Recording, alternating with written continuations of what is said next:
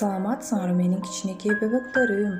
Балдар, мен силерге бүгүн жомок окуп берейинби? Бүгүнкү жомогубуз карышкыр жана 7 улак.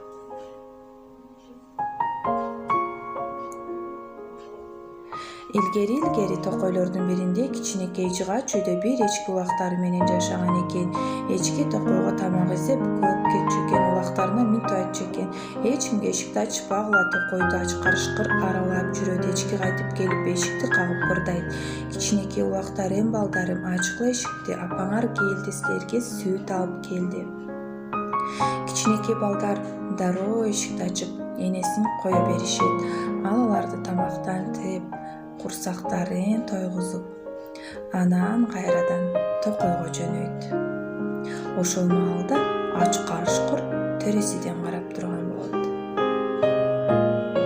Карышкыр мунун бардыгын угуп, эчки токойго кеткенде акырын эчкинин үйүнө барып ырдай баштайт: кичинекей улактарым, балдарым, ачкыла эшикти, ачкыла, апаңар келди, сүт алып келди. Кичинекей улактар жооп беришти: биз сени угуп жатабыз, бирок сен энебиз эмессиң, биздин энебиздин үнү башкача. Кет карышкыр, кет үйүңө. Эчки кайтып келип, эшикти кагып ырдайт: кичинекей улактарым, балдарым, ачкыла эшикти, ачкыла, апаңар келди, силерге сүт алып келди. Кичинекей балдар дароо эшикти ачып, энесин кое беришет. Алар энесине карышкыр кантип келип кеткенин айтып беришти. Ал аларды тамактантып, анан кайрадан токойго кетет. Кетип жатып дагы эскертет: эшикти эч кимге ачпагыла деп.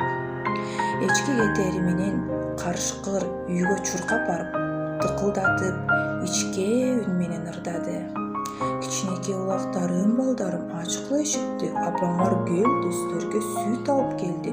Улактар карышкырдын үнүн бул жолу тааныбай калышты. Эшикти ачты да карышкыр үйгө кирип, балдарды бат эле согунуп алды. Бир гана улак аман калды. Ал мешке жашынып калды.